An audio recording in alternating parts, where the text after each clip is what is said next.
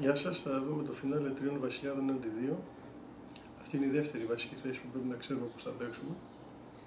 Για να κερδίσουν τα κόκκινα παίζουν εδώ. Κερδίζει και αυτό, αλλά δεν θα το εξετάσουμε. Ας δούμε, αρκεί να ξέρουμε αυτό. Εδώ τα μαύρα έχουν δύο βασικές κινήσεις. Μία αυτή και άλλη αυτή. Σε αυτήν εδώ παίζουμε εδώ.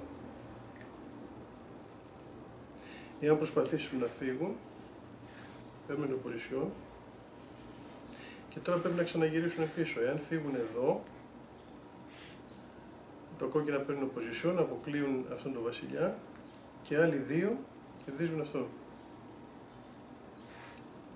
Οπότε θα γυρίσει πίσω. Παίρνει την opposition, μοναδική κίνηση και κλέβουμε τη μία από τις δύο γωνίες. Το κλειδί είναι να κλέψουμε μία από τις δύο γωνίες. Τώρα σε αυτή εδώ την κίνηση γυρίζουμε πίσω και εδώ μπορεί να προκύψει η πρώτη θέση πολλές φορές. Εάν παίξει εδώ, εδώ. Εάν γυρίσει εδώ, εδώ. Εάν παίξει εδώ, και αυτή είναι η πρώτη θέση του φινάλε τριών βασιλιάδων έναντι 2. Στην περίπτωση που σε αυτή τη θέση παίξει εδώ, τον αποκλείουμε, εντάξει, και σιγά σιγά το διώχνουμε και υπάρχουν για εξάσκηση δοκιμάστε το πώς κερδίζει. Καταφέρνει ο κόκκινος να αλλάξει τον ένα βασιλιά στο τέλος. Λοιπόν, η θέση που ξεκινήσαμε ήταν αυτή, παίξαμε εδώ και τώρα είπαμε αν παίξει εδώ, εδώ και σιγά σιγά κλέβουμε την γωνία.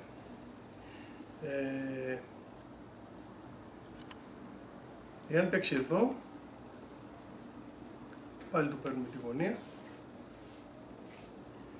και παραδείγματος χάρη εδώ,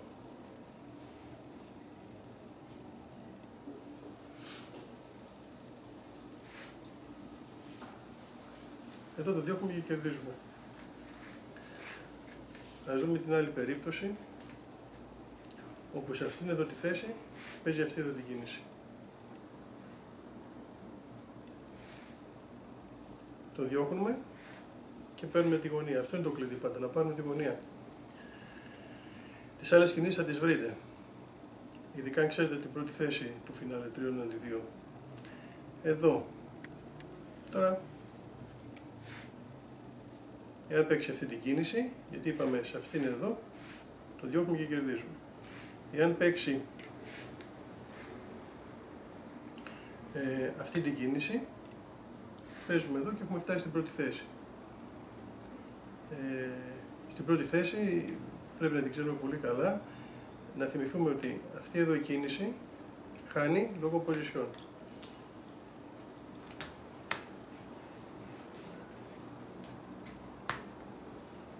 Δεν μπορεί να φτάσει στην διπλή γωνία και βέβαια αν πάει εδώ, είναι αυτή η position. Και προσπαθώντας μέχρι εδώ μπορεί να φτάσει ο μαύρος και εμείς θα φτάσουμε εδώ και το κερδίσουμε. Να θυμίσουμε και τον άλλο τρόπο νίκης.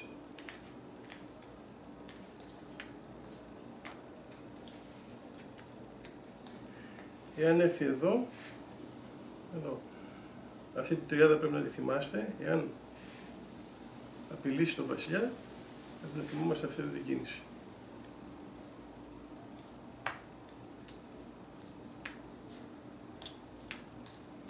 Και καταλήγουμε σε αυτή την opposition και κερδίζει. Επομένως,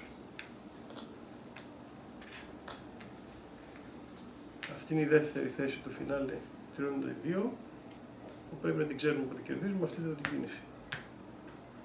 Τέλος βίντεο.